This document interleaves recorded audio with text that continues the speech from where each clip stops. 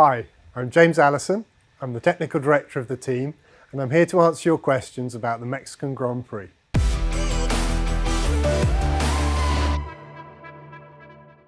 The damage to Valtteri's car after his accident in Q3 was actually quite large, and it gave us worries for two reasons.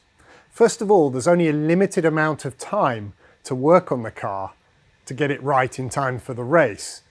And secondly, if the damage had been too substantial, it might have caused us to have to change something like the engine or the gearbox, and in that case we would have taken a grid penalty for having done so.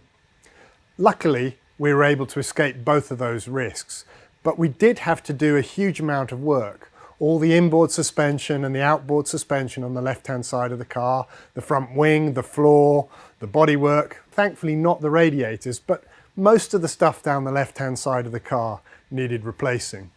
It was possible to fit all this into the time available before the race, but only just, and the team had to work extremely well in order not to fall foul of the limited time available.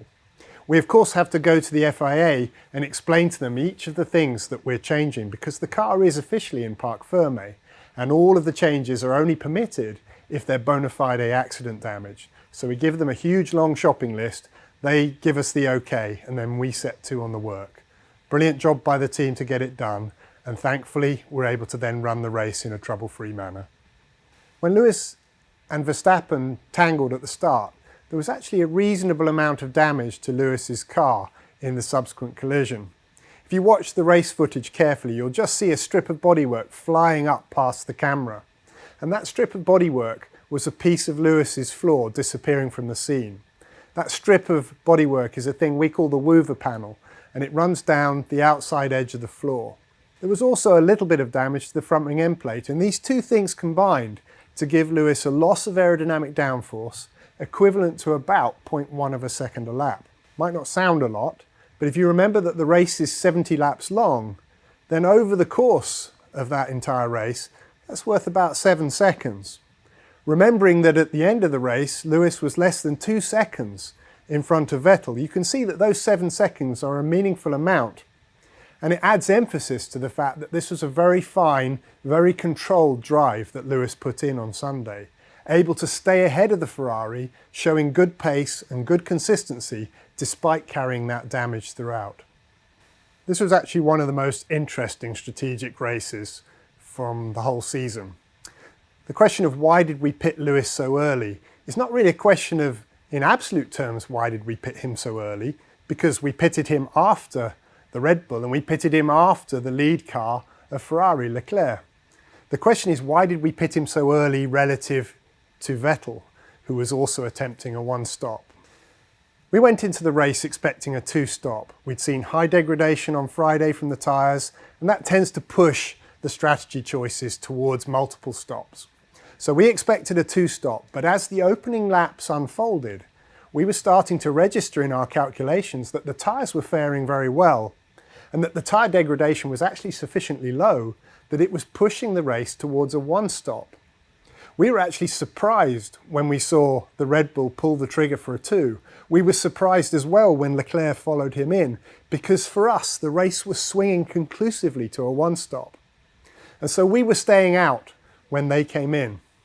But Vettel had realised the same thing, and he was committing to a one-stop ahead of us. So the question was, not so much how are we going to beat the first stopping Ferrari of Leclerc or the Red Bull of Albon, how are we going to beat Vettel, who was on the same strategy as us, running a one-stop? Well, we couldn't beat him if we just did the same thing. The only way we were going to get past him with certainty was to get close enough to his gearbox and then to stop before him so that we would get past him using an undercut. But to do that, to be able to stop before him, given that he can stop on any lap as well, you really have to go at the brave end of when the stop should be triggered. Because if you wait too long, then he'll just stop ahead of you and the undercut chance is gone. So we chose a stop lap that we thought was the soonest we could make a one-stop stick. We had estimates from Friday that made us believe that we could go long in the race, long on that second stint, and we chose the bravest possible stint length we thought we could get away with. We chose it, We got in front of Vettel by undercutting him, and then we just had a long stint to manage, something which Lewis did to perfection, looking after his tyres, looking after the degradation, driving very carefully, making sure that he still had rubber at the end of the race and was able to compete with good pace right to the last lap of the race and to finish first. The Mexico circuit is a very unusual track for all sorts of reasons, but principal amongst those is the altitude. It's around 2,200 metres above sea level, and that makes the air there very thin. This thin air presents the car with all sorts of challenges, but one of the biggest of these is keeping itself cool. Not just the engine and other systems, but also the brakes, which are cooled by air. And when the air is thin, the brake cooling doesn't work as well as it does when we're down nearer sea level. So this weekend you could see our car struggling sometimes with the brakes, keeping them cool. You could see that when we were pushing up hard behind the Ferrari in front, and where the already thin air is made even more scarce by the fact that there is a hot car in front of us stealing that air from us, then our brakes would start to overheat. Not just the brake material, but also the calipers themselves. And so there were times during the race where we were asking both our drivers to back away from the car in front, just to get the cooling under control, to make sure that the brakes would not overheat, to make sure that they would not wear out, and to make sure that we would be in good shape to attack a few laps later once the situation had recovered a little bit more towards normal temperatures. It's a very challenging track for brake cooling, but luckily with the instrumentation we have on board, the care the drivers were taking, and the advice we were able to pass to them, we were able to get to the end of the race without any major problems. Valtteri had a cracking drive on Sunday, driving from P6 on the grid up to P3 at the finish, and also having to negotiate overtaking a couple of McLarens at the start. And those two McLarens actually set up some of the difficulty that he faced later in the race, because he lost a little bit of time at the beginning there behind them, meaning he was always playing catch up to the Ferrari in front. And although his pace was very strong, enabling him to catch up the 8 or so seconds that he was behind after the opening laps, he wasn't quite able to press it home for an overtake.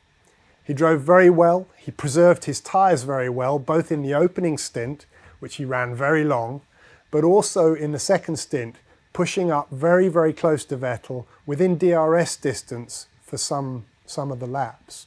We weren't able to make the overtake though, because although we were the quicker car, and although Valtteri showed this very strong pace, able to pressurise the Ferrari over the second half of the race, the difference between our two cars wasn't quite large enough to make a sustained challenge for an overtake.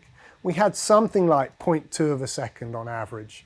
You probably need something closer to about 0.8, 0.9 of a second to stand a chance of a proper overtaking manoeuvre.